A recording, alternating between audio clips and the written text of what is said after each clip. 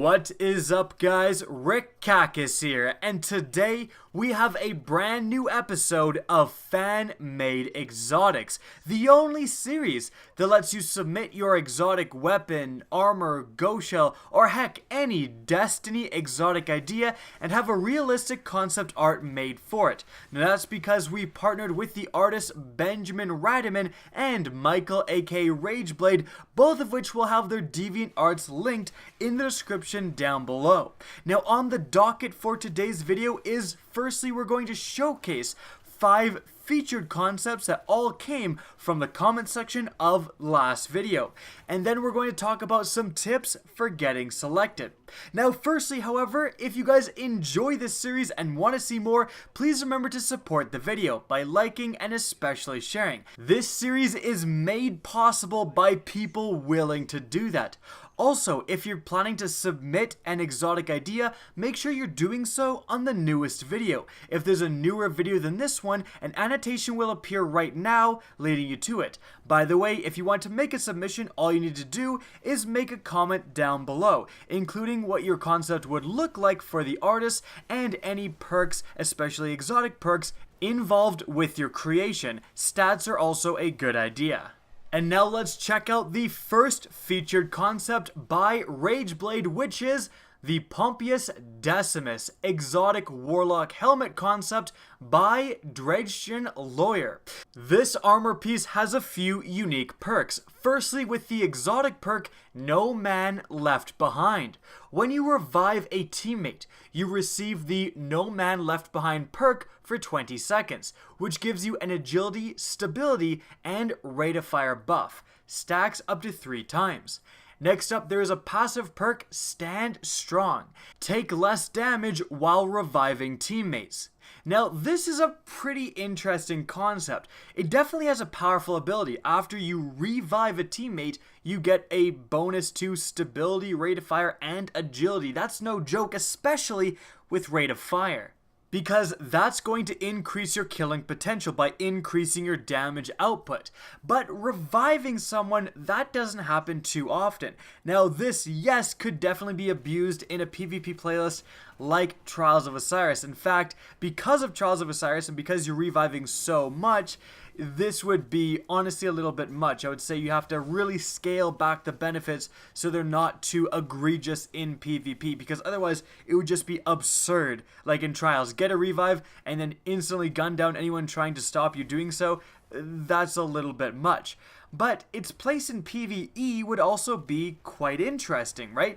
Reviving teammates, then getting that big bonus, that could be very useful for strikes. For example, people die all the time in strikes, and then having an extra bonus when you're trying to revive them and getting a bonus when you do succeed to further enhance your gameplay after is definitely no joke.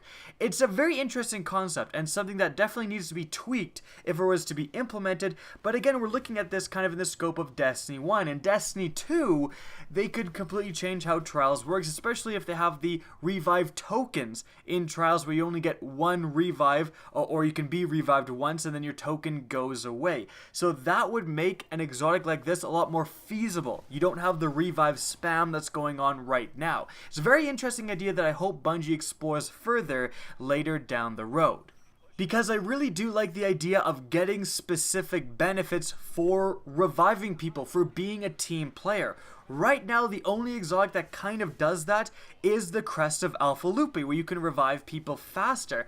But that's really the only one. Again, that idea should be expanded for Destiny 2. Alright, now moving on to the concepts by Benjamin Radiman, and sticking with the theme of armor, we have the Guardian's Angel exotic chest concept by Matthew Pnew. This armor piece has 2 exotic perks that work very interestingly with one another. The first one is called Life Support. When the wearer's health becomes critical, regeneration will start instantly after taking damage, but their health recharges slightly slower as a balancing factor. When all of the wearer's subclass abilities become charged, they will gain a temporary overshield. This piece of armor reduces the wearer's character speed by 2.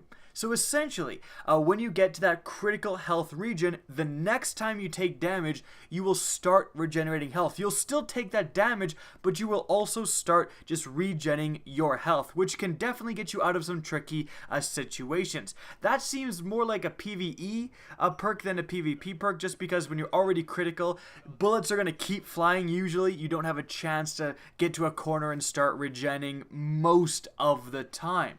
Now, the rest of it, where you get all abilities charged and you gain an overshield, that is kind of interesting. All abilities means melees and grenades. So if you throw a grenade or you use your melee ability, you're going to lose that overshield. So it's kind of a lot of work to make that overshield actually happen. And therefore, again, maybe more of a PvE focused benefit after all.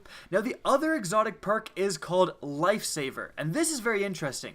What it does is that when you use your melee ability on an ally, so if you melee an ally, it will take away your melee charge, but also it will shift the angel's focus away from you and onto your ally for 15 seconds or until they die. So essentially, you give them that life support perk we just talked about, and you no longer can get it. So if you melee an ally, they are the ones who will start to regen health if they're critically wounded. They are the ones who will gain an overshield if all their abilities are charged. That's pretty cool. That's a huge amount of utility in Destiny, and that's something that we really haven't seen. I can imagine this being used, a great example, the Crota's End raid. Hard mode, where you can't regenerate health.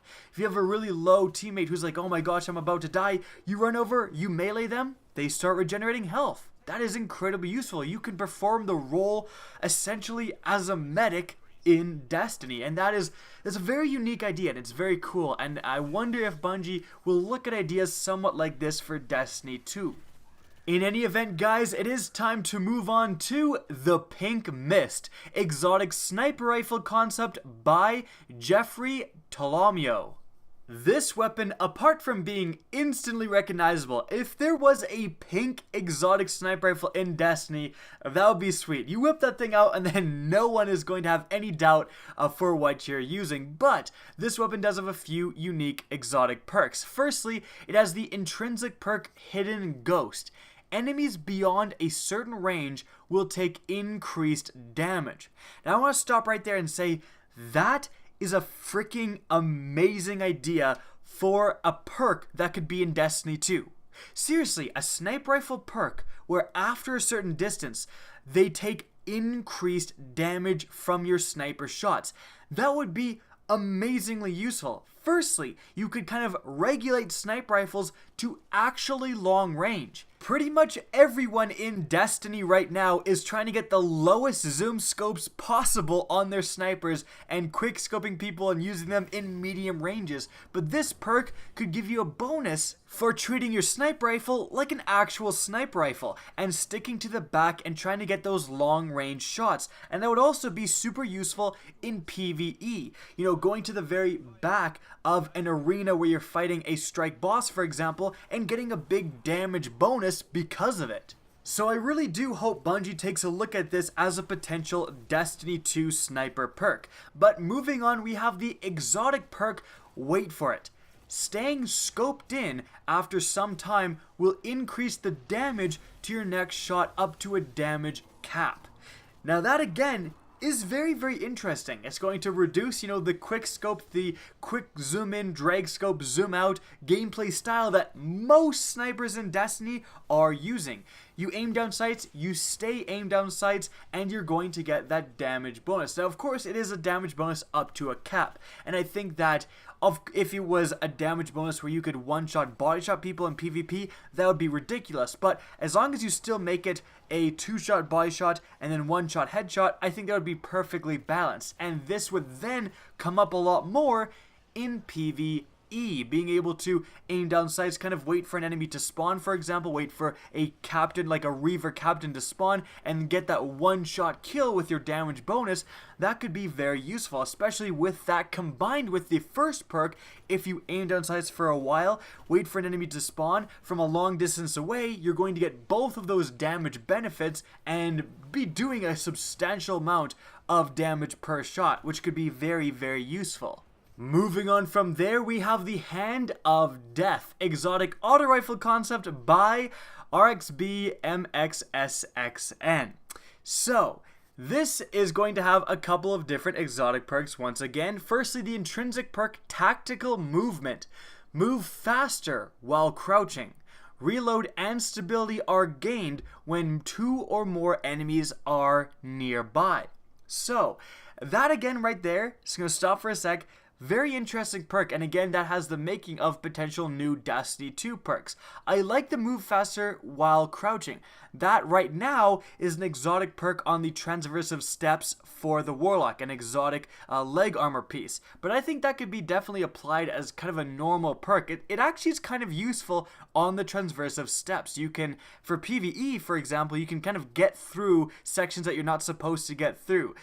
When you're carrying the machines on Wrath of the Machine, during the Siege Engine encounter, you can just crouch and move way faster than you're supposed to. So it's kind of an interesting ability there.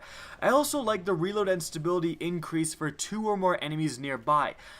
Right now that's danger close and it's 3 or more enemies, which in PvP, if there's 3 or more enemies nearby, you're probably not coming out of that engagement alright. So 2 or more is a little bit more reasonable. Moving on from there, however, we do have the exotic perk Death Dealer.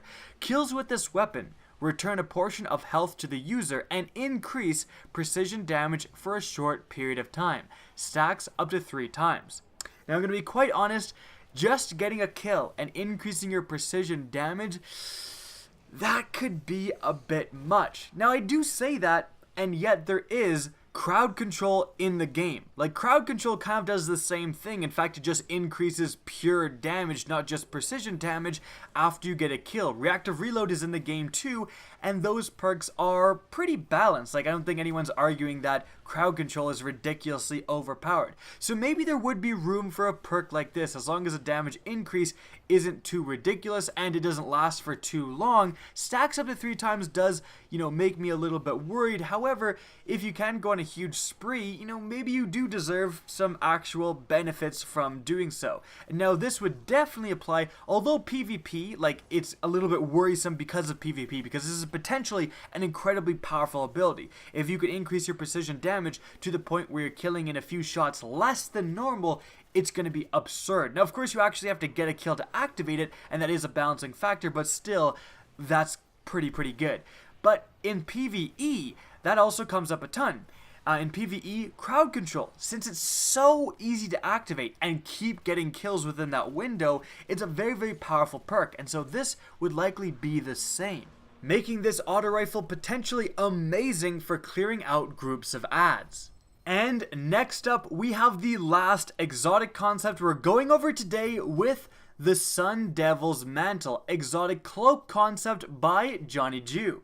Now, this is, again, an exotic class armor. So it comes with the question, how would that work? And I've seen several very interesting ideas throughout the course of doing this series for how to make exotic class armors actually work in the game. Firstly, you could have them exactly the same as class armors work right now, in the sense that they don't take up an exotic slot and they provide a slight benefit. You could also have the opposite effect where they take up an exotic armor slot and provide a pretty big bonus.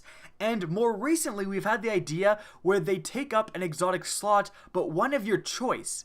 So you could have the exotic class armor and an exotic armor piece, but no exotic weapon, or the exotic class armor and an exotic weapon, but no other exotic armor piece. That's a really interesting idea. Now, the way this class armor would work wasn't actually specified, so let me know in the comment section which one of those you think applies the most and would make this armor piece the most balanced. But we have the exotic perk for this class armor being Nuclear Reaction.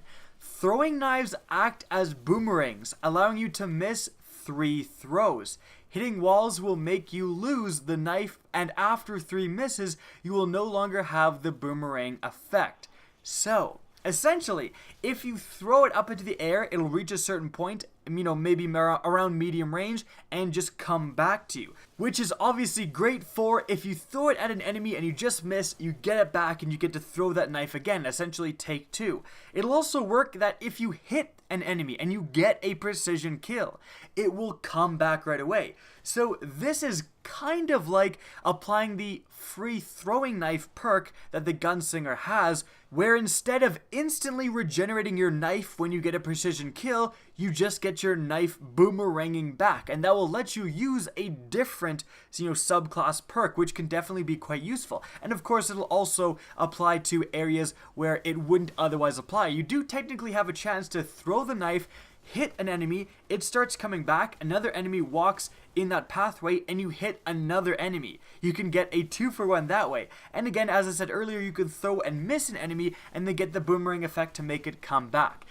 In any event, this is just going to make the gunslinger throwing knives a lot more fun to use. I'm not quite sure how actually effective this would be, how applicable this would be, but it would certainly be a lot of fun, and it would certainly make for some pretty disgusting highlights if this was ever in the game, especially if you did get one of those disgusting double kills.